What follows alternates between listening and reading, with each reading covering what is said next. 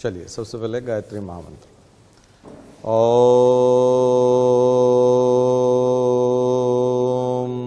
भूर्भुवः स्वः तत्सवितुर्वरेण्यं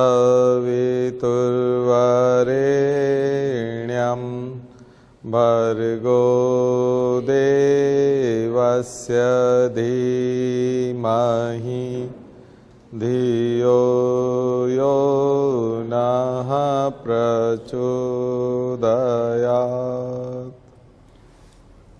तो नया सिलेबस आपने देखा होगा एमपीपीएससी का।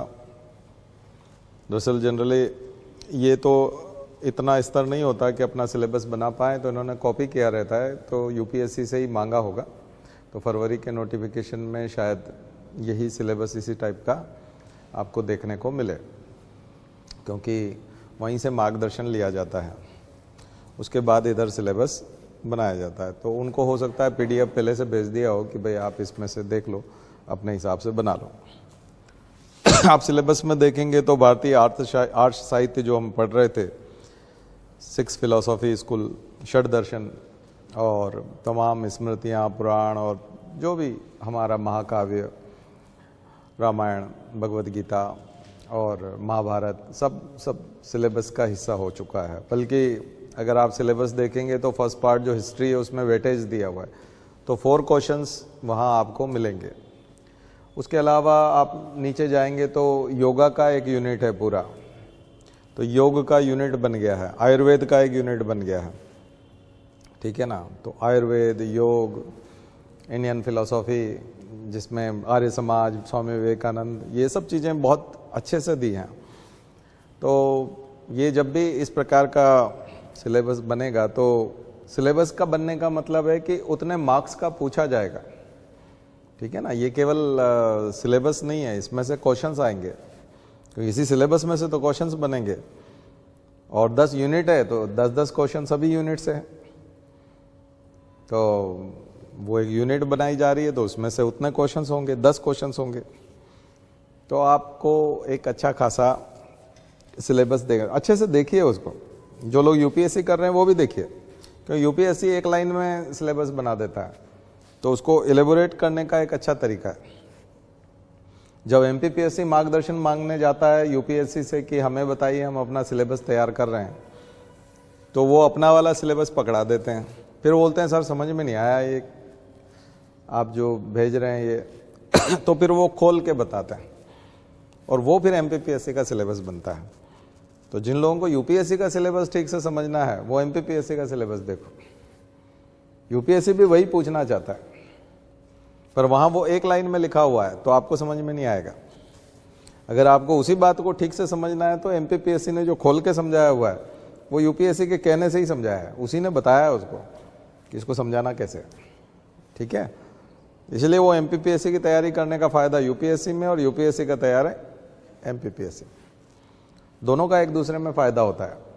इसलिए साथ में तैयारी करनी चाहिए, दोनों की तैयारी साथ में करनी चाहिए। यूपीएससी का स्तर बनाना चाहिए, अपना स्तर वैसा ऊंचा उठाना चाहिए। किसके जैसे ऊंचा उठाना चाहिए? यूपीएससी के लेवल पे ऊंचा उठाना चाहिए, और एक्सप्लेन आपको एमपीपीएससी के तौर पे करना चाहिए। तो ऊंची बात को सादा जीवन उच्च विचार, जो प्रेजेंटेशन है वो सादा रखना है एमपीपीएससी जैसा, वो यूपीएससी वालों को भी पसंद आता है। और एमपीपीएससी भी उस सादे प्रेजेंटेशन को ही चाहता है, बट विचार उच्च चाहता है। वो घटिया विचार को आप अच्छे तरीके से पेश करना चाहते हो, वो एमपीपीएससी को भी पसंद नहीं आएगा, ठीक है। उच्च विचार को साधारण तरीके से प्रदर्शित करो, ये बात एमपीपीएससी को भी पसंद आएगी, और ये बात यूपीएससी को भी पसंद आएगी। लोग विरोध ये करते हैं कि जब साधारण तरीके से प्रस्तुत करना है तो हम साधारण तरीके से ही पढ़ेंगे और साधारण विचार रखेंगे। वो फिर नहीं होगा, फिर आपको कुछ नहीं समझा जाएगा। आप सादा जीवन जी रहे हैं तो फिर विचार उच्च होने चाहिए, दिमाग ऊंची क्वालिटी का रखो, जिंदगी सादी होनी चाहिए। जिंदगी भी सादी और दिमाग भी सादा, फिर बात नहीं बनेगी, ठीक है। तो एमपीपीएससी यूपीएससी ऐसा ही है। तो फिर सिलेबस को एक दूसरे के साथ मिला करके देखिए, जोड़ करके देखिए, सोशियोलॉजी पूरा एक सब्जेक्ट के तौर पे आपको वहाँ देखने को मिलेगा। बहुत पहले से था कि ऑप्शनल सब्जेक्ट यूपीएससी का भी ख़त्म कर दिया जाए और उसका एक सब्जेक्ट बना दिया जाए, मतलब ऑप्शनल सब्जेक्ट के बजाय एक इंडियन सोशियोलॉजी, इंडियन सोसाइटी का एक पेपर बना दिया जाए, वो कंपलसरी पेपर में हो। पॉलिटी ऑलरेडी है, इकोनॉमी है, ज्योग्राफी है, हिस्ट्री है, अब केवल सोसाइटी की समझ होना बहुत ज़रूरी है। अभी बहुत सारे लोग जो हमारी संस्कृति का विरोध कर रहे हैं या राम मंदिर का विरोध कर रहे हैं या बहुत सारा, तो उनमें वही है ना कि संस्कृति के प्रति दो तरह की प्रॉब्लम है। एक तो संस्कृति के प्रति समझ नहीं है, अंडरस्टैंडिंग नहीं है, और दूसरा संस्कृति से लगाव नहीं है, प्रेम नहीं है। संस्कृति के प्रति भी निष्ठा होती है, कल्चर के प्रति भी डेडिकेशन होता है, और फिर जब डेडिकेशन होता है तो फिर सम्मान करना आ जाता है, सम्मान करने लगता है आदमी संस्कृति का। तो राजनीतिक विरोध के करते करते राजनीतिज्ञों ने बड़ी कूटनीति से उन्होंने ये कर दिया ना कि अगर आप हमारा विरोध करोगे तो भगवान राम का विरोध कहलाएगा। तो आपको मतलब विरोध करने वालों को समझना चाहिए कि आप विलेन बनने जा रहे हो, आप खलनायक बनने जा रहे हो। भले ही वो चालाकी से किया गया है, राजनेताओं की चालाकी हो सकती है कि वो इस तरह से पेश करें कि जैसे कई लोग लड़ाई झगड़ा होता तो महिला को आगे ले आते हैं, उनको मालूम है महिला वाला केस बन जाएगा, अगर इसने हाथ उठाया, गाली दी तो एकदम से सबूत हो जाएंगे, गवाह हो जाएंगे, महिला का केस हो जाएगा, ठीक है ना। तो फिर ऐसे में जो पिटाई करने का लिए आया है या गाली देने के लिए आया है तो उसको सोच समझ करके पेश आना चाहिए, क्योंकि वहां तो हो गया है, उसका कानून का उपयोग होगा। ठीक ऐसे ही यदि ईश्वर बीच में आ गए, भगवान बीच में आ गए, तो अब आपको सावधानी बरतनी होगी। आप उस तरह का अंधा व्यवहार पहले जैसा नहीं कर सकते जैसा आप राजनीतिज्ञों के साथ करते थे। तो यहाँ राष्ट्र बीच में आ गया है, संस्कृति बीच में आ गई है, भगवान बीच में आ गए हैं, धर्म आ गया है। अब आपको सोच समझ करके जो है पेश होना होगा।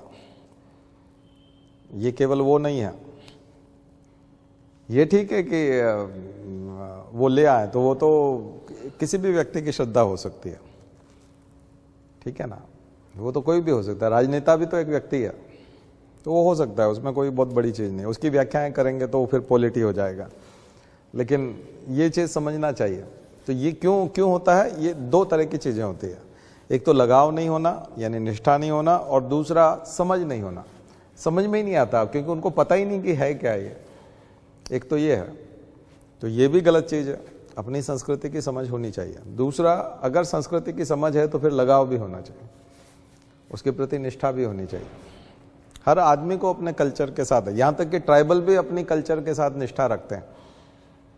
कई लोग ट्राइबल जो हैं जनजाति लोग, वो अपनी संस्कृति को बचाने में लगे हुए हैं, जबकि वो बड़ी बड़ी पोस्ट पे चले गए, लेकिन उसके बावजूद भी जब भी गांव जाते हैं या जंगल में जाते हैं तो अपनी संस्कृति को बचाते हैं, कोशिश करते हैं कि अपने कल्चर को बचा के रखें। तो ये तो बहुत ज़्यादा यूनिवर्सलाइजेशन वाला है। हमारा कल्चर जो है, हिंदू धर्म वाला जो कल्चर है, ये कल्चर तो देखा जाए तो सार्वभौमिकरण है। ये कोई एकदम कोई छोटा मोटा एंडेमिक वाला कल्चर तो है नहीं। स्थानीयकरण, दो तरह की घटनाएं होती है, स्थानीयकरण, लोकलाइजेशन एंड यूनिवर्सलाइजेशन। तो जो ग्रेट ट्रेडिशन होती है, कई बार वो छोटे से एरिया में सिमट के रह जाती है। किसी जमाने में वो ग्रेट ट्रेडिशन थी और वो छोटे से एरिया में सिमट जाती है, तो उसको बोलते हैं लोकलाइजेशन, स्थानीयकरण। वो स्थानीय स्तर पर हो जाती है। और जो स्थानीय स्तर पर किसी गांव में कल्चर था, किसी छोटी जगह पे कल्चर था, और वो जब बड़े स्केल पर, लार्ज स्केल पर पूरी दुनिया के लोग या पूरा देश उसको मानने लग जाए और कई समाज उसमें आकर के जुड़ जाएं, तो इसको बोलते हैं यूनिवर्सलाइजेशन। और उसको बोलते हैं little tradition to great tradition. तो लिटिल ट्रेडिशन से कहाँ चला गया, वो ग्रेट ट्रेडिशन बन गया। महान परंपरा, लघु परंपरा से महान परंपरा। तो ये तो एक वैसे भी महान परंपरा है। महान परंपरा का मतलब, ग्रेट ट्रेडिशन का मतलब, ग्रेट वो वाला ग्रेट नहीं है, नंबर्स में ग्रेट है। ज़्यादा लोग पालन करते हैं, ज़्यादा लोग फॉलो करते हैं। तो इस चीज़ को समझिए, समाजशास्त्र का सिद्धांत है, मैं जो पढ़ा रहा हूँ ये एंथ्रोपोलॉजी और समाजशास्त्र सोशियोलॉजी में पढ़ाया जाता है। मैकम मेरियट की अवधारणा है ना। और भारत के जितने भी पर्व त्यौहार हैं इसी तरह से विकसित हुए हैं। किसी गांव में किसी को कोई आइडिया आया होगा कि ऐसा त्यौहार मनाना चाहिए, उसने वहाँ मनाना शुरू किया होगा, पड़ोस के गांव ने देखा, उसने मनाना शुरू किया, ऐसे करके आज पूरी दुनिया तक फैल गया। और जहाँ जहाँ इंडियंस रहते हैं वहाँ अब ये सब त्यौहार मनाए जाते हैं। तो ये सब ग्रेट ट्रेडिशन बने हैं, समय के साथ विकास हुआ है। हमारे यहाँ पर्व का विकास हुआ है, त्योहारों का विकास हुआ है, संस्कृति का हुआ है, देवी देवताओं का हुआ है, तभी तो इतने सारे देवी देवता हैं।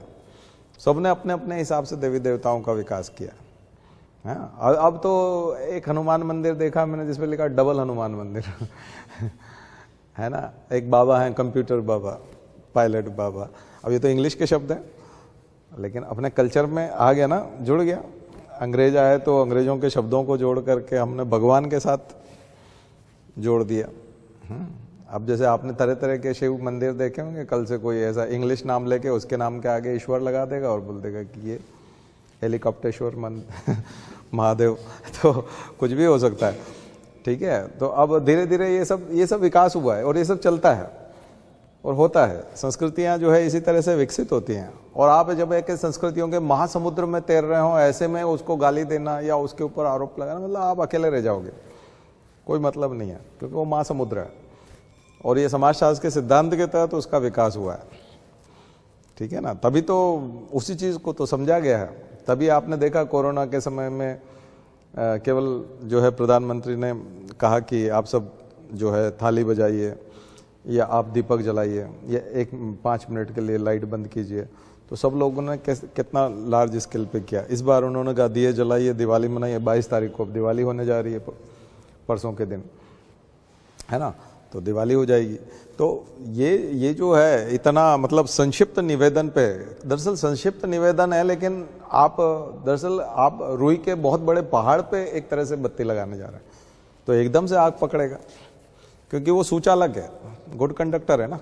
इंडिया कल्चर का, इस तरह का कल्चर जो हमारा है वो एक गुड कंडक्टर है। और वहाँ अगर आपने कोई आग छेड़ी है तो वो एकदम से फैलेगी। उसके लिए आपको प्रयास करने की जरूरत नहीं, हल्का सा निवेदन करने की जरूरत है, एकदम से हो जाना है, क्योंकि वो लोगों के अंदर है। तो दिवाली मनाने की आदत है, दिए जलाने की आदत है, ऐसा हर साल करते हैं, एक बार और करना है, बहुत मामूली बात है, बहुत आसानी से कर सकते हैं। कोई बहुत बड़ा पुरुषार्थ करने के लिए नहीं कहा गया है ना। अगर यही कहा जाता है कि नहीं सब लोग मिट्टी लाएंगे खोद के तालाब से, उसके बाद हाथ से दिए बनाएंगे, उसके बाद फिर रुई बनाएंगे, कपास से रुई बनाएंगे, उससे फिर अपने हाथ से बीजों को पीस करके तेल बनाना है, मतलब वो बहुत मुश्किल हो जाएगा ऐसा आप प्रयास करने को बोलो तो बहुत ही मुश्किल काम हो जाएगा, वो नहीं कर पाएंगे। ये बहुत इजी है, रेडीमेड है। और ये करने के लिए कहा जा रहा है अब, और उससे समर्थन हासिल हो जाएगा। तो ऐसे में जो आदमी उसको फॉलो नहीं करेगा वो विलेन की तरह दिखेगा, वो बेकार दिखेगा, मूर्ख व्यक्ति की तरह दिखाई पड़ेगा। तो ये तरीका है, तो ये समझना चाहिए। और ये खास करके समाजशास्त्र का बहुत अध्ययन करने का एक अच्छा टॉपिक हो सकता है। आप लोगों में से कोई सोशियोलॉजी में पीएचडी कर रहे हो तो ये एक अच्छा टॉपिक हो सकता है। 22 जनवरी आपका पीएचडी का टॉपिक हो सकता है सोसाइटी के लिए, एंथ्रोपोलॉजी के लिए, ठीक है ना। क्योंकि मानव समाज की मानसिकता को समझना, उसकी मेंटल एबिलिटी को समझना और उसके बाद उसकी तरह व्यवहार करना, ये देश की साइकोलॉजी है, यही भारत का मनोविज्ञान है, ठीक है ना। तो हमने थोड़ा सा संक्षिप्त टिप्पणी उस पर कर दी। वैसे भी हम लोग यही पढ़ रहे हैं अभी इन दिनों में, जो पढ़ रहे हैं हम लोग पढ़ रहे हैं सोशल रिफॉर्म्स, रिलीजियस रिफॉर्म्स। और सोशल और रिलीजियस रिफॉर्म्स में हम लोग देख रहे थे कि जो मूल शिक्षाओं की ओर जाने की जो बात कही गई थी, आप ऐसे ही हिंदू धर्म का विरोध करते, ब्राह्मणों का विरोध करते, ग्रंथों का विरोध करते, साहित्य का विरोध करते, भगवान का पूजा का विरोध करते कि भगवान की पूजा नहीं करनी चाहिए, मूर्ति पूजा नहीं करनी चाहिए। अगर कोई व्यक्ति ऐसे ही मूर्ति पूजा का विरोध करता तो शायद उसकी पिटाई हो जाती, हुई भी। उस जमाने में दयानंद सरस्वती को लोग मारने पहुंचे, बहुत लोगों ने जहर देने का प्रयास किया, बहुत लोगों ने उनके ऊपर सांड छोड़ दिए ताकि उनको कुचल दे, मार दे, सींग लगा दे, पर वो उससे भी भिड़ते थे, बहुत ताकतवर थे। लेकिन ऐसे मारने का प्रयास भी हुआ, लेकिन और ज्यादा हो सकता था। लेकिन उन्होंने कहा कि नहीं, हम मूल हिंदू धर्म की तरफ ले जाने की बात कर रहे हैं, हम तो वेदों की तरफ ले जाने की बात कर रहे हैं ना, जो ओरिजिनल हिंदू है, ओरिजिनल आर्य हैं, आर्य वेद को लेके आए थे तो आर्य समाज बनाया उन्होंने, नाम भी संगठन का रखा आर्य समाज। और मूल वेदों की तरफ जाने की बात कर रहे हैं, और हम तो यज्ञ कर रहे हैं ना, यज्ञ तो करते थे उस समय में, मूर्ति कहाँ होती थी? वेदों में तो कोई मूर्ति नहीं थी, कोई आकृति नहीं थी किसी देवी देवता की, यज्ञ करते थे। और यज्ञ में मंत्रों से आहुति दी जाती, देवता को प्रसन्न करने के लिए आहुति दी जाती थी, उसके नाम की आहुति दी जाती थी। तो यजुर्वेद में वो मंत्र हैं, सामवेद में उनको गाने का तरीका दिया हुआ है। तो हम तो उन वेदों की तरफ चलने की बात कर रहे हैं। तो फिर विरोध कम हुआ, क्योंकि रिवाइवलिस्ट, हम फिर से उसी की स्थापना करना चाहते हैं। यही चीज सर सैयद अहमद खान ने करी मुसलमानों में, वो भी पुनर्स्थापनवादी बने रहे। उन्होंने कहा कि नहीं, देखिए ओरिजिनल कुरान में क्या है, मोहम्मद साहब ने क्या कहा था, ये जो आप कर रहे हो ये तो गलत है ना, ये तो अंधविश्वास है, ये तो बाद में आया है, बाद के लोगों ने अब इस्लाम में कुरीतियां भर दी है, सारा अंधविश्वास आ गया है और अब आप पिछड़ रहे हो। देखो हिंदू कितना एडवांस है, इंग्लिश पढ़ लिए हैं, टेक्नोलॉजी का उपयोग कर रहे हैं, अंग्रेजों के साथ बैठते हैं। तो फिर अलीगढ़ आंदोलन, इसलिए मुसलमानों का यहाँ पर आप लिखिएगा अलीगढ़ आंदोलन, वहाँ हम लोगों ने किया था, हम आएंगे दूसरे और आंदोलनों पर लगी, लेकिन यहाँ मैं आर्य समाज जैसा आंदोलन बता रहा हूँ। दोनों की विशेषता, आर्य समाज की विशेषता थी कि वो इंग्लिश को और पाश्चात्य शिक्षा को स्वीकार करते थे। आर्य समाज ये बात तो करता था कि हमें भारतीय होने का गर्व है, संस्कृति हमारी है, हमें वेदों की ओर जाना है, लेकिन वो अंग्रेजी शिक्षा का विरोध नहीं करते थे। आर्य समाज में भी दो हिस्से हो गए थे, लाला लाजपत राय और लाला हंसराज जो थे वो इंग्लिश चाहते थे, दयानंद एंग्लो वैदिक स्कूल, तो अंग्रेजी भाषा, अंग्रेजी माध्यम को वो मानते थे। ऐसे ही सर सैयद अहमद खान भी अंग्रेजी में पढ़ाना चाहते थे मुसलमानों को। कुरान भी पढ़ना है आपको या कुछ भी व्याख्या करना है तो आप लोग इंग्लिश की तरफ आइए। और सबसे पहले उन्होंने एक स्कूल बनाया और बाद में वही कॉलेज बन गया, अलीगढ़ मुस्लिम यूनिवर्सिटी, बाद में वो यूनिवर्सिटी बन गई, ठीक है ना। और वही भारत के विभाजन का कारण भी थी। 1875 वो यूनिवर्सिटी बनी, 1875 आर्य समाज बना, दोनों एक साथ हैं, ठीक है। थियोसॉफिकल सोसाइटी भी 1875, तीन एक साथ हैं, ठीक है। कंफ्यूजन हो रहा है? 72 ओके, ठीक है, कोई बात नहीं। तो उसका उद्देश्य क्या था? अलीगढ़ मुस्लिम यूनिवर्सिटी AMU, उसमें एक दो चीजें ये हुई कि बाद में जो भारत के विभाजन का कारण बने। सर सैयद अहमद खान शुरू में पैट्रियोटिक एसोसिएशन चलाते थे, मतलब उन्होंने ऐसा किया कि अब हम सब राष्ट्रभक्ति की तरफ जा रहे हैं। शुरुआत में वो कहते थे, आपने अगर सीरियल देखा होगा भारत एक खोज, सर सैयद अहमद खान का एपिसोड देखिए, कि हिंदू मुसलमान भारत माता की दो सुंदर आंखें हैं, ऐसा बोलते थे। लेकिन बाद में उन्होंने मुसलमानों को अलग करने की कोशिश की कि हिंदू और मुसलमान दोनों साथ नहीं रह सकते, क्योंकि अगर हिंदू और मुसलमान दोनों साथ रहेंगे, इसलिए खास करके मैं उन लोगों से निवेदन करना चाहूँगा जो लोग गांधी को जिम्मेदार ठहराते हैं भारत पाकिस्तान बनने के लिए। तो वो लोग अधिकांश लोग, आप देखो हर घर में एक आध बुजुर्ग ऐसा मिल जाएगा जो ये बोल देगा कि ये गांधी बुड्ढे ने जो है पाकिस्तान बना दिया, नहीं तो ये पूरा एक होता। ये ऐसी बात करने वाला आपको पूरा हर घर में मिल जाए, एक आदमी जरूर मिलेगा ऐसा। तो ये लोग यहाँ समझाना चाह रहा हूँ कि गांधी जब 5-6 साल के थे तब उसकी नींव डल चुकी थी। गांधी को नहीं पता था इसके बारे में कुछ भी, गांधी नहीं जानते, गांधी को नहीं पता।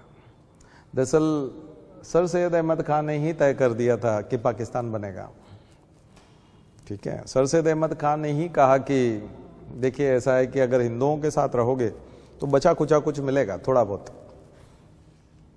ज्यादा नहीं मिलेगा, क्योंकि हिंदू आपको आगे कभी नहीं आने देंगे। इसे आपको अलग से अधिकार मांगने होंगे, आपको अलग जाना होगा, आपको हिंदुओं से अलग जाना होगा, हिंदुओं से अलग आइडेंटिटी बनानी पड़ेगी। हिंदुओं के साथ रह के कुछ भी मिलने वाला नहीं है। इसलिए अंग्रेजों उनके पास जाओ, नज़दीक जाओ, उनके करीब जाओ, वहाँ नौकरियां हासिल करो, उनके दफ्तर में रहो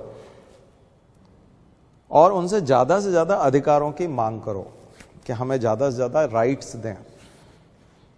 जितने ज़्यादा राइट्स आप अंग्रेज़ों से हासिल कर पाओगे उससे आप आगे बढ़ पाओगे, क्योंकि हिंदू ऐसा कर रहे हैं और हिंदू आपको कभी ये वाले राइट्स उपलब्ध नहीं होने देंगे। ये चीज़ लोगों के दिमाग में सर सैयद अहमद खान ने अलीगढ़ मुस्लिम यूनिवर्सिटी के माध्यम से शुरुआत की। जिन्ना भी उसी के स्टूडेंट थे। मुस्लिम लीग 1906 में बन गया था, गांधी यहाँ नहीं थे। 1909 में पार्लियामेंटो आ गया था जिसमें सेपरेट इलेक्टोरेट हो गया था, यानी कि कुछ हिस्से ऐसे जहाँ पाकिस्तान है, बांग्लादेश है, जहाँ पर मुसलमान ही चुनाव लड़ सकते थे, मुसलमान ही वोट दे सकते थे, ठीक है ना। वहाँ हिंदू न तो चुनाव लड़ सकता था, ना ही वहाँ हिंदू वोट दे सकता था, वोटर भी नहीं था हिंदू। ये हिस्सा तो तैयार हो गया था 1909 में पार्लियामेंटो से। गांधी तो 1915 में लौटे अफ्रीका से, तो ये सब चीज़ें तो हो चुकी थी और ये सब हुई है सर सैयद अहमद खान की वजह से। और उसी की वजह से फिर पाकिस्तान का निर्माण हुआ, क्योंकि उस विचारधारा के लोग जो सर सैयद अहमद खान को फॉलो करते थे, उन्होंने ही फिर पाकिस्तान की मांग रखी कि हमें, और ख़ास करके 37 के जो इलेक्शन हुए, और 37 के इलेक्शन में जो मुस्लिम लीग की सीटें थी वो बहुत कम रह गई। मुस्लिम आरक्षित क्षेत्र जो था वहाँ पर कांग्रेस का मुस्लिम कैंडिडेट जीत गया। सेपरेट इलेक्टोरेट में मुसलमान ही खड़ा हो सकता था, मुसलमान ही वोटर होता था, तो दोनों ने मुस्लिम कैंडिडेट खड़े किए, कांग्रेस ने भी और मुस्लिम लीग ने भी। तो 95% सीटों पर कांग्रेस का मुस्लिम कैंडिडेट जीता, न कि मुस्लिम लीग का। जिन्ना के लोग हार गए 95% सीटों पे, जिन्ना के लोग हार गए, नेहरू के लोग जीत गए। नेहरू ही प्राइम मिनिस्टर डिक्लेयर हुए थे एक तरह से। 37 की बात कर रहे हैं, इंटरिम गवर्नमेंट। 35 का जो गवर्नमेंट ऑफ इंडिया एक्ट है उसके हिसाब से 37 में जो इलेक्शन हुए, उस समय में ये तय हो गया कि अगर इंडिया में रहे तो नेहरू के साथ चले जाएंगे मुसलमान, कांग्रेस में चले जाएंगे। इसलिए कांग्रेस का विरोध सर सैयद अहमद खान उस समय में कर रहे थे, जब बदरुद्दीन तैयब जी पहली बार 1887 में जब कांग्रेस प्रेसिडेंट बनाए गए, बदरुद्दीन तैयब जी जो मुसलमान थे, उनको तो फिर सर सैयद अहमद खान ने विरोध किया कि आप एक मुसलमान को कांग्रेस का प्रेसिडेंट मत बनाओ, ये हमारी संस्था है ही नहीं, ये हिंदुओं की संस्था है। अभी जो बीजेपी को हिंदुओं का बोलते हैं, कांग्रेस को लोग आरोप लगाते हैं सब मिक्सचर है, इसमें सब तरह के लोग हैं, केवल हिंदुओं की नहीं है। उस समय में कांग्रेस पे हिंदुओं की संस्था होने का आरोप लगता था कि कांग्रेस हिंदुओं की संस्था है। और मुस्लिम लीग, इसलिए फिर मुस्लिम लीग बनी 1906 में, ठीक है, क्योंकि मुसलमानों की कोई संस्था नहीं है। तो फिर जो अलीगढ़ मुस्लिम यूनिवर्सिटी से लोग निकले, उन्होंने फिर मुस्लिम लीग बनाई। अब यहाँ गांधी कहाँ है? इन पूरे एपिसोड में कहाँ है गांधी? गांधी नहीं है, आया ना समझ? तो इसलिए उसकी जड़ें इतनी गहरी है। 1875 में वहाँ जड़ें मिलेगी, 72 में वहाँ पर, और 1857 से ही शुरू कर दिया उन्होंने। सर सैयद अहमद खान अंग्रेजों को विश्वास दिलाते थे, देखो ये जो विद्रोह हुआ है ना 1857 का, इसमें हमारा कोई लेना देना नहीं, मुसलमान कभी आपके खिलाफ हथियार नहीं उठाएगा, ये हिंदू ही थे जो ये सारी फसाद कर रहे थे 1857 वाला, हम लोग नहीं थे। वो वहाँ से अंग्रेजों को समझाना शुरू कर दिए थे, और 47 आते आते तो माउंटबेटन को समझाने में कामयाब हो गए कि हमें एक अलग देश चाहिए, इनके साथ रह करके हम जिंदा नहीं रह पाएंगे, हमें हमारे अधिकार नहीं मिलेंगे, इसलिए आप यहाँ से जा रहे हो पहले अलग करके जाओ, और पहले हमको अलग करो। इसलिए 14 अगस्त पहले है, पहले हमको अलग करो, बाद में बचा हुआ इनका यहाँ अधिनियम बाद में पास करना। यानी घर के बाहर आप कदम रखो, उससे पहले यहाँ बंटवारा करो, क्योंकि बाद में हमको कुछ नहीं मिलेगा, ये समझा देंगे। और जनता से कोई उम्मीद नहीं है, क्योंकि वो तो 95% नेहरू को मानती है। 95% जो मुसलमान हैं वो नेहरू को मानते हैं, अपना नेता मान लेंगे, हम कुछ नहीं कर पाएंगे। बात समझ में आ रही ना? तो ये जो बीज हैं, इसलिए अलीगढ़ आंदोलन बहुत इंपॉर्टेंट है। पढ़िएगा उसको, ठीक है। तो चीजें समझ में आ रही है, क्लियर हो रहा है ना। हाँ, अब इसको पढ़िए, आपको अच्छे से समझ में आएगा। आगे कुछ और थे। ज्योतिबा फुले पढ़ा था पिछली बार, नहीं पढ़ा था ज्योतिबा फुले। हाँ, तो एक तो ज्योतिबा फुले वाला बहुत इंपॉर्टेंट, सत्य शोधक समाज। सत्य शोधक समाज। ज्योतिबा फुले नाम से आपको लग रहा है फ्लावर माली जाति के थे, और उस समय ये ओबीसी शब्द तो नहीं था, अदर बैकवर्ड क्लास, लेकिन उन्होंने बैकवर्ड क्लास जितने भी थे, देखिए मेन बैकवर्ड क्लास तो SC ST माना जाता है, फिर अदर बैकवर्ड क्लास जो है वो लोग हैं जो हाथ से काम करते हैं, कुम्हार हैं और माली हैं, लकड़ी का काम करने वाले कारपेंटर हैं, ये सब जो लोग हैं, जितने भी लोहार हैं, लोहे का काम करने वाले, ऐसे जितनी भी जातियां हैं ये सब ओबीसी मानी जाती है।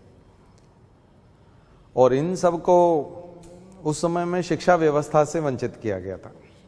जब पाश्चात्य शिक्षा, रेनेसां का एक फायदा ये है कि इन्होंने पाश्चात्य शिक्षा को अपनाया, स्वामी विवेकानंद ने भी अपनाया। कई लोग तो स्वामी विवेकानंद कायस्थ थे, नरेंद्रनाथ दत्त नाम था, डॉक्टर राजेंद्र प्रसाद कायस्थ थे, लेकिन इन्हें भी शूद्र माना जाता था। मंदिर जो है, प्रेसिडेंट थे हमारे फर्स्ट प्रेसिडेंट, बहुत पढ़े लिखे थे, लेकिन मंदिर की शुद्धि होती थी गंगा जल से, क्योंकि एक शूद्र आया था। ऐसी बहुत सारी घटनाएं हुई है, तो बहुत मुश्किल है। तो केवल क्षत्रियों को संस्कृत भाषा में ज्ञान उपलब्ध था और ब्राह्मणों को संस्कृत भाषा में ज्ञान उपलब्ध था। तो संस्कृत भाषा का ज्ञान जब तक था तब वर्ग विशेष का कब्जा था ज्ञान के ऊपर, शिक्षा के ऊपर। केवल 2 ही वर्गों को फायदा था, क्षत्रियों को और ब्राह्मणों को। बाकी जितने भी लोग थे वो ज्ञान से वंचित थे, क्योंकि संस्कृत पढ़ नहीं सकते थे शास्त्र पढ़ने से, और गुरु उनको गुरुकुलों में शिक्षा देते नहीं थे। जो फर्स्ट टाइम जब एजुकेशन आया, और महिलाओं के लिए तो उच्च वर्ग की महिलाओं के लिए भी वंचित ही थी, चाहे वो क्षत्रिय हो चाहे ब्राह्मण हो, महिलाएं भी ओबीसी और दलितों के साथ ही थी, यानी SC ST के साथ ही थी। तो ये पूरा वर्ग जो है वो वंचित था। तो फर्स्ट टाइम जो शिक्षा का आंदोलन हुआ, चाहे वो ईश्वरचंद विद्यासागर करें या ज्योतिबा फूले करें, सावित्रीबाई फूले जो है महिलाओं के लिए एजुकेशन लेके आई, तो ये जो सारी चीज़ें हुई, ये फर्स्ट टाइम था कि अंग्रेजी में शिक्षा दी जा रही थी। अंग्रेजी में शिक्षा देने से एक फ़ायदा हुआ, यूरोपियन लैंग्वेज आई, पाश्चात्य शिक्षा आने का फ़ायदा ये हुआ कि ये सेक्युलर थी, इसका नेचर सेक्युलर था, इसमें भेदभाव नहीं था। कोई भी व्यक्ति, इसके लिए आपको सुबह जल्दी गंगा नदी में या ठंडे पानी में स्नान करके या मुंडन करके, लंबी सी चोटी रख करके, धोती पहन करके गुरुकुल में बैठना पड़ता था, तो वो सब प्रतिबंध नहीं थे, क्योंकि ये पवित्र भाषा नहीं थी, ये रोजगार की भाषा थी। उस जमाने में अंग्रेजों के यहाँ नौकरी करना है तो आपको अंग्रेजी भाषा में पढ़ा लिखा होना चाहिए। तो फर्स्ट टाइम एम्प्लॉयमेंट की लैंग्वेज थी। आज भी एम्प्लॉयमेंट के UPSC करना है तो इंग्लिश मीडियम रखो, तो एम्प्लॉयमेंट की लैंग्वेज है। आज भी इंग्लिश कोई श्रद्धा से थोड़ी रखता है, धार्मिक आस्था थोड़ी इंग्लिश के प्रति कि उसके लिए वो चर्च, इंग्लिश मीडियम वाला चर्च जाने लगेगा या ईसा मसीह को मानने लगेगा, अपने भगवान हटा देगा। नहीं, वो हिंदू ही बना रहता है, लेकिन बोलता इंग्लिश है, पढ़ता इंग्लिश है, किताबें इंग्लिश में है उसकी। ये रोजगार की भाषा थी, संस्कृत रोजगार की भाषा नहीं रही। तो बड़ा चेंज जो आया वो पाश्चात्य शिक्षा से आया, और ये 2 खास करके ज्योतिबा फुले लेके आए, मराठी भी और अंग्रेजी भी। और इधर लेके आए ईश्वरचंद विद्यासागर बंगाल में, उधर पंजाब में लेके आए Arya Samaj, DAV schools, Dayanand Anglo वैदिक स्कूल्स, नाम था वैदिक स्कूल बट एंग्लो, इंग्लिश में, इंग्लिश मीडियम, ठीक है ना। गुरुकुल कांगड़ी थे स्वामी श्रद्धानंद, वो उन्होंने गुरुकुल नाम रखा और संस्कृत में रखा उसको। हरिद्वार का जो गुरुकुल कांगड़ी है वो संस्कृत में रखा, उसको इंग्लिश नहीं होने दिया। उस जमाने में नहीं होने दिया, अब तो हो गया, वो वहाँ सब चलता है, लेकिन उस जमाने में नाम रखा गुरुकुल।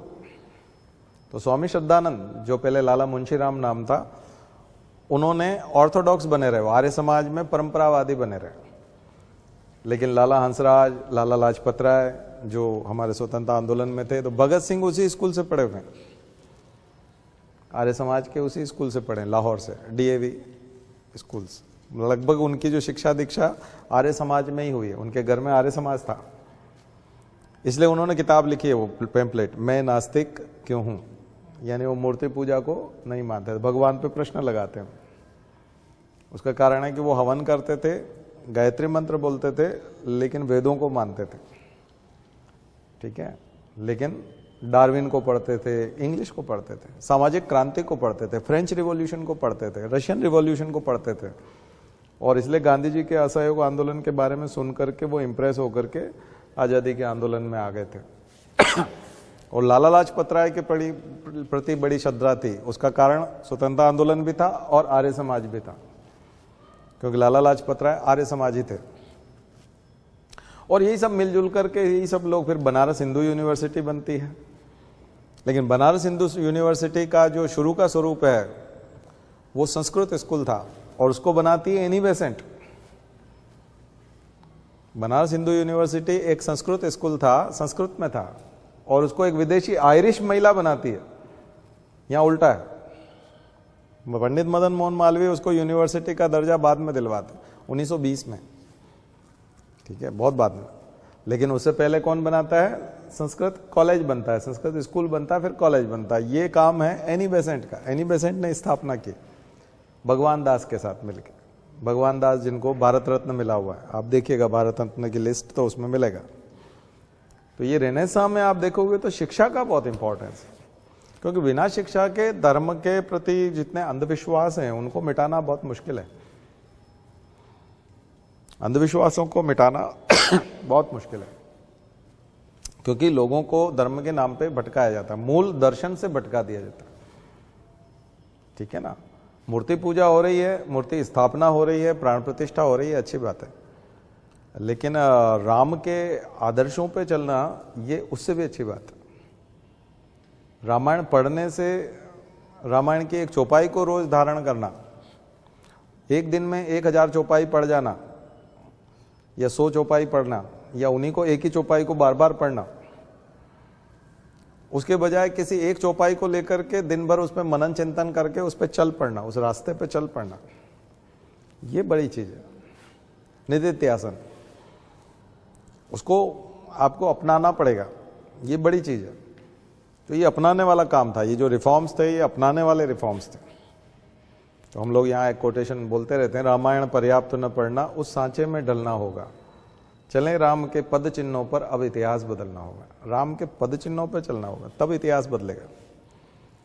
और उस सांचे में डलना, राम एक सांचा है, कास्ट है। राम कास्ट मतलब सांचा, यहाँ थोड़ा सा कास्ट मतलब जाति नहीं है ना। तो वो इम्प्रिंट होनी चाहिए, वो सेम कॉपी, फोटो कॉपी होनी चाहिए। राम मान लीजिए ओरिजिनल कॉपी है, तो आप उसकी फोटो कॉपी बन जाएगी, आप उसकी कॉपी बनना है, तब जाकर के बात बनेगी। उसका उद्देश्य भी वही है। लेकिन मूर्ति पूजा से क्या होता है कि एक सेटिस्फेक्शन मिलता है, कॉपी बनने की जरूरत नहीं है। हम गुटखा खा सकते हैं, मुर्गी की टांग चबा सकते हैं, दारू पी सकते हैं, पार्टी कर सकते हैं, केवल वहां जाकर के यूं कर लेना है, मतलब काम हो जाएगा। मतलब वो उसके कुछ पढ़ने वढ़ने की जरूरत नहीं है, उनके बारे में कुछ ज्यादा मतलब उस पर फॉलो करने की जरूरत नहीं है। केवल प्रसाद चढ़ा दिया, वहाँ VIP दर्शन हो गए, वहां तक पहुंच गए, और एक बार बस वहाँ मत्था टेका, बाकी फिर अपना कंटिन्यू करेंगे। तो ये बहुत इजी हो जाता है, इजी गोइंग हो जाता है, तो वो बहुत सस्ता हो जाता है भगवान। जबकि भगवान एक आदर्शों का समुच्चय है, बहुत महंगा है, और उसमें सेक्रीफाइस करना, उनको खुद को भी, उनकी जिंदगी भी बहुत महंगी है, बहुत सस्ती जिंदगी नहीं है, बहुत बहुत कठिनाइयाँ हैं उसमें, बहुत संघर्ष है, वो इतना आसान नहीं है। भगवान जब आता है तो आपको हालत खराब कर देता है, आपकी कंगला बना देता है, ऐश नहीं करने देता, आपको ऐशो आराम नहीं करने देता। भगवान जब भी आता है तो दीनता हीनता के रूप में, आपको ऐश्वर्य नहीं देता। जनरली लोगों को एक ये भ्रम है कि भगवान जब आता है तो बहुत धन धान्य होता है, बहुत रईस हो जाते हैं और बहुत सुखी संपन्न हो जाते हैं, प्रॉस्पेरिटी आती। प्रॉस्पेरिटी नहीं आती भगवान के साथ में। भगवान कष्ट लेके आता है, कठिनाइयां लेके आता है, परीक्षा लेता है, आपको पक्का करता है, मजबूत बनाता है, आपके व्यक्तित्व को निखारता है। सुदामा के पास आता है, शबरी के पास आता है। भगवान किन के पास आया? महलों में नहीं गया। भगवान ने जो दोस्ती की, भगवान ने जो खाना पीना खाया, दुर्योधन के यहाँ कहाँ खाया? उन्होंने सुदामा के यहाँ, उसके यहाँ उनके यहाँ खाया था, विदुर के यहाँ, जिनकी हालत खराब थी, बहुत ज़्यादा अच्छी स्थिति नहीं थी, स्टेटस, ज़्यादा स्टेटस के पास नहीं आता वो। और जब वो ज़्यादा स्टेटस के पास आता ही नहीं है तो किसी का स्टेटस अच्छा कैसे कर देगा? वो तो आता ही नहीं है ना, उसको पसंद ही नहीं है, उसको बिल्कुल ही वही व्यक्ति पसंद है, उसको कर्म पसंद है, उसको चरित्र पसंद है। और कर्म और चरित्र अच्छा है तो आप पैसे वाले बन ही नहीं सकते। जिसका भी कर्म और चरित्र बहुत अच्छा है वो कभी पैसे वाला नहीं बन सकता। बकवास आदमी ही पैसे वाला बनेगा। बहुत गंदा आदमी, घटिया आदमी, झूठ बोलने वाला, धोखा देने वाला, बदमाश, वही पैसे वाला बनता है। अमीर आदमी वही हो सकता है, अदरवाइज तो उसके पास थोड़ा बहुत पैसा आएगा, उसको कहीं दया आएगी, वो कहीं खर्च कर देगा, दूसरे के ऊपर खर्च कर देगा, पैसा इकट्ठा होगा ही नहीं। तो जैसे हमको एक बार जरूरत पड़ गई 10,000 रुपये उधार लेने की, तो हमारा एक साथी ने दिलवा दिए कहीं से, बोले ये देंगे आपको 10,000 रुपया उधार। हमने कहा चलो ठीक है। और उसने इतनी बार टोका और इतनी जान खा गया वो, मतलब 10,000 रुपये के बदले ब्याज भी लिया, सब किया, लेकिन उसके बाद उसने बहुत वो किया। तो वो बोलता था ऐसा कैसे हो सकता है? मैंने कहा ये ऐसा है इसीलिए तो इसके पास पैसा है। ये ऐसा ही है तभी पैसा है, हमारे जैसा होगा तो हमको तो फिर कर्जा मांगना पड़ेगा।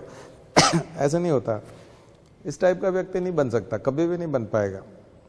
वो हमारी तरह ऐसे फ्री भी नहीं पढ़ाएगा कोई, है ना, हमारी तरह नहीं पढ़ाएगा। हमारे पास कम है इसलिए हम फ्री पढ़ा सकते हैं। अगर हम बहुत रईस होते हैं, वो बहुत जोरदार कोचिंग होती है हमारी, बहुत बड़ी होती है, आलीशान, जिसमें करोड़ों रुपए आ रहे हैं, हम यहाँ फ्री कभी नहीं पढ़ा सकते। और हम ये कर रहे हैं इसलिए वैसा कभी होगा नहीं। बात समझ में आएंगे, तो वो कभी होगा नहीं। तो ये भगवान की कृपा है। जब आपकी स्थिति खराब है तो इसका मतलब ये भगवान की कृपा है। भगवान आपके पास आ सकता है, आप उनको प्यारे हो, तभी आपकी स्थिति ऐसी है। जैसे ही आप वैसे होगे फिर उतनी बीमारियां होंगी, उतने ही संकट होंगे। इसीलिए बोलते हैं ना, सुख में सुमिरन कोई नहीं करता, दुख में ही करते हैं, दुख में सुमिरन सब करे। तो भगवान को प्यार होता है तो ही वो सुमिरन करने की स्थिति में रखता है। बात समझ में आई ना? इसलिए भगवान छोटे लोगों के पास जाता है, यहाँ तक कि गिलहरी के पास चला जाता है, जटायु के पास चला जाता है, पक्षी है तो भी, यानी जो ह्यूमन होना भी जरूरी नहीं है उसके लिए। सबसे निम्न स्थिति वो तो SC ST से भी गया भी था ना, क्योंकि वो तो बंदर है, वो एनिमल्स के पास है, रीछ के पास, भालू के पास में, लोअर एनिमल्स, लोअर मैमल्स, बहुत ही लोअर लेवल के, जो बातचीत भी नहीं कर सकते। क्या बात करते होंगे बंदर? क्या बात करते होंगे? रीछ क्या बात करता होगा? जटायु पक्षी है क्या बात करेगा? ये तो हम सिनेमा में, सीरियल में ऐसे ही सांकेतिक बना देते हैं, लेकिन एनिमल्स आपकी भाषा समझते हैं। आप उनके सिर पे हाथ फेरिए, आपसे प्यार से आपके पीछे पीछे चलने लग जाएंगे। बर्ड्स जो है वो, अगर आप प्यार करेंगे तो आप रोज दाना डालते हैं, प्यार से बात करते हैं, तो बर्ड्स आपके आसपास मंडराने लग जाएंगी। हाँ, जैसे कोई मांसाहारी आदमी चिड़िया और मुर्गी उर्गी खाता है तो उसके यहाँ अगर पेड़ होगा या घर के आसपास, कभी भी पक्षी नहीं बैठेगा। वो बैठता ही नहीं, उसको मालूम पकड़ के खा जाएगा। तो उसको पता रहता है सब एनिमल को पता है कि वो किसके पास जाना है, किसके पास नहीं जाना है, तो उसको पता है। तो ये भगवान को क्यों नहीं पता होगा? भगवान तो और ज्यादा जानकार हैं, ठीक है ना? तो ये है। तो ये जो दावा किया जाता है कि वो ऐसा होगा, वो बिल्कुल गलत दावा है, उल्टा है, उसका उल्टा है। तो इसलिए मूर्ति पूजा के साथ में जो अंधविश्वास माना गया है ना, वो यही माना गया है कि आप लिपापोती करना चाहते हैं, इसके माध्यम से आप अपने दर्शन को, क्योंकि अपने जीवन को साधना नहीं चाहते, अपने जीवन में जो कठिनाइयां उनसे आप लड़ना नहीं चाहते, आप संघर्ष नहीं करना चाहते। भगवान संघर्ष का नाम है। संघर्ष में आप उनसे ताकत मांग सकते हैं, संघर्ष के लिए ताकत मांग सकते हैं। लड़ाई लड़ना है तो अस्त्र शस्त्र मांग सकते हैं। भगवान की स्तुति करके आपके पास अस्त्र शस्त्र आ जाएंगे, ताकत आ जाएगी, लड़ने की ताकत आ जाएगी। और लड़ाई आप जीतेंगे पक्का, क्योंकि भगवान आपके साथ हैं। अर्जुन जीते थे, राजपाट नहीं था अर्जुन के पास में, लेकिन कृष्ण थे, भगवान उनके साथ थे। दुर्योधन के साथ नहीं थे तो हार गए, जबकि एक से एक ताकतवर लोग थे, एक से एक योद्धा लोग थे, सिखाने वाले लोग थे, गुरु लोग थे, लेकिन हार गए ना। कई लोग ऐसे हैं जो जिनको वरदान मिला हुआ था कि ये हार ही नहीं सकते, ऐसे लोग भी मृत्यु को प्राप्त हो गए। क्यों? क्योंकि भगवान इधर था। कम लोगों के, जिसको त्याग दिया, जिसकी संपत्ति छीन ली है, भगवान उसके साथ चला जाता है, क्योंकि वो धर्म के साथ रहता है। न्याय के साथ रहता है, सत्य के साथ रहता है। मुझे लगता है कि रेनेसां में जो कंसेप्ट है उसको आप समझ पाएंगे कि मूर्ति पूजा का विरोध क्यों होता था, या पुरोहितवाद का विरोध क्यों होता था, कर्मकांड का विरोध क्यों होता था। क्योंकि कर्मकांड में पलायन है, कर्मकांड में सॉल्यूशन है कि अगर आप ऐसा नहीं कर पाए तो गाय को एक रोटी खिला दें, अगर आप ऐसा नहीं कर पाए तो पूर्व की तरफ एक लोटा जल चढ़ा दें, अगर आप ऐसा नहीं कर पाए तो, जबकि ऐसा होता नहीं है। जल चढ़ाने से, किसी वस्तु के दान से, इससे कुछ नहीं होता। कर्म का सिद्धांत, एक सिलेबस में एक और चीज है, कर्म का सिद्धांत पूरा न्यूटन है। क्रिया की प्रतिक्रिया होती है। भगवान राम और कृष्ण दोनों की जिंदगी कर्म का सिद्धांत सिखाती है। कर्म का सिद्धांत मतलब होके रहेगा। हमारे राजा साहब थे गायत्री परिवार में, उनके साथ में टोली में चलता था, हम लोग कार्यक्रमों में जाते थे, तो वो अपने प्रवचन में बोलते थे, बहुत ही थोड़ा तेज स्वर में बोलते थे, तुम क्या समझते हो, गलत काम करके, खोटे काम करके बच जाओगे? तुमको लगता है कि बहुत आसानी से मुक्ति मिल जाएगी गलत काम करके? अरे राम जो है वो अपने बाप को नहीं बचा पाए और कृष्ण अपने आप को नहीं बचा पाए। तुम किस खेत की मूली हो? बहुत अच्छे से बोलते थे, उनका जो लैंग्वेज था मैं तो उतने अच्छे से नहीं बता पा रहा हूं, लोग हिल जाते थे। राम के पिता ने श्रवण कुमार को मार दिया था तो श्राप मिला था। कर्म फल, कर्म का फल मिलके ही रहता है। राम तो भगवान थे, बचा सकते थे। फिर बाली को जो मारा छुप करके, तो कृष्ण भगवान के रूप में जब अवतार हुआ तो बहेलिये ने पांव में तीर मार दिया था। तो कृष्ण जो है वो अपने आप को भी नहीं बचा पाए कर्मफल से। भगवान ने पैदा होकर के इस धरती पे लीला रच के एक ही मैसेज दिया है कि कर्म का फल मिलके ही रहेगा, बुरे काम का बुरा नतीजा होगा ही होगा। अच्छा काम करोगे अच्छा रिजल्ट आएगा, बुरा काम करोगे बुरा रिजल्ट आएगा, पक्का आएगा, कोई शंका नहीं है। यही रामायण है, यही महाभारत है, यही गीता है। कर्मण्येवाधिकारस्ते मा फलेषु कदाचन, यही सिद्धांत है कर्म का सिद्धांत। ये सिलेबस में पहली यूनिट दूसरी लाइन जा करके देख लेना, एमपीपीएससी का नया सिलेबस। एमपीपीएससी प्री में दिया उसने कर्म का सिद्धांत। अच्छा, एक दिन पहले मैं पढ़ा रहा था, दूसरे दिन सिलेबस आया तो मेरे को लगा, मैं कहा बच्चे देख रहे थे कि ये क्या बता रहे हैं, मतलब अपना फ्रस्ट्रेशन निकाल रहे हैं रिलीजन वाला। मैंने कहा नहीं, फ्रस्ट्रेशन नहीं है, दूसरे दिन जो है वो सिलेबस का पार्ट बन गया। आज सिलेबस है ही जो मैंने आपको बताया, कर्म का सिद्धांत। और ये न्यूटन का लॉ भी है, क्रिया की प्रतिक्रिया, एक्शन का रिएक्शन होता है, यही तो है न्यूटन से लॉ। और यही कणाद, महर्षि कणाद बहुत पहले बोल गए हैं, वही न्यूटन से लॉ है, पार्टिकल फिजिक्स। ठीक है, तो ये चीज जो है ये हमारे सिद्धांतों में थी, हमारे साहित्य में थी, ग्रंथों में थी, और वहीं से निकल करके आई। बहुत इंटरेस्टिंग है, इस हिस्से को पढ़िए। और अब तो सिलेबस में बहुत अच्छे से दिया है, 4 क्वेश्चन आएंगे, 100 में से 4 क्वेश्चन है ना। तो कम से कम 4 दिन तो पढ़िए इसको, नोट्स बनाइए। आज थोड़ा लेट हो गए थे। कल यहाँ अगर भजन संध्या, कल तो नहीं है, परसों है, हाँ, अगर शोरगुल रहा तो फिर दिक्कत रहेगी क्योंकि हम लोग नहीं पढ़ पाएंगे, लेकिन कल क्लास होगी। ठीक है, कल क्लास होगी, आप भी आइए, है ना। 2 ही दिन क्लास लेते हैं हम लोग, छुट्टी करेंगे तो फिर दिक्कत होगी। चलिए कल करते हैं, थोड़ा आज लेट हो गए थे, आज तक। ओम द्यौ शांति तरिक्षगम शांति पृथ्वी शांतिरापः शांतिरौषधयः शांति वनस्पतयः शांतिर्विश्वे देवा शांतिर्ब्रह्म शांति सर्वगम शांति शांतिरेव शांति सामा शांतिरेधि। ओम शांति शांति शांति सर्वारिष्टासु शांतिर्भवतु। बोले गायत्री माता की, परम पूज्य गुरुदेव की, परम वंदनीय माता जी की। हम सुधरेंगे, हम बदलेंगे, एक बनेंगे। जन्म जहाँ पर, अन्न जहाँ का, ज्ञान जहाँ से, वह है प्यारा। देश की रक्षा कौन करेगा? मानव मात्र, नर और नारी, जाति वंश सब, भारत माता की, भारतीय संस्कृति की